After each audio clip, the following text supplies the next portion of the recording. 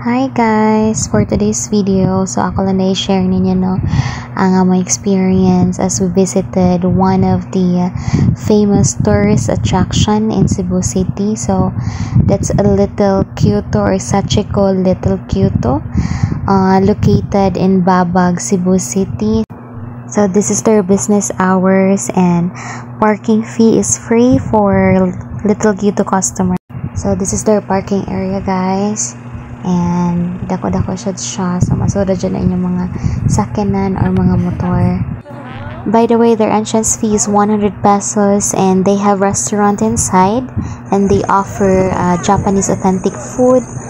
They also have coffees and milk teas, so you can dine in while enjoying the view guys.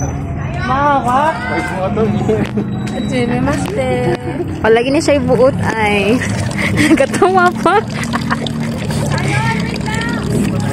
So guys, so meron sa Little Kyoto, Japan. So diri lang sa mo pa may ma-afford na mo guys.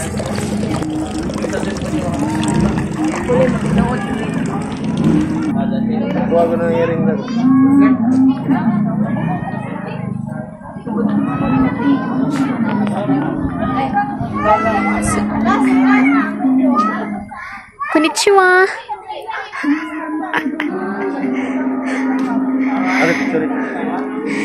Kamusta imong Japan experience man?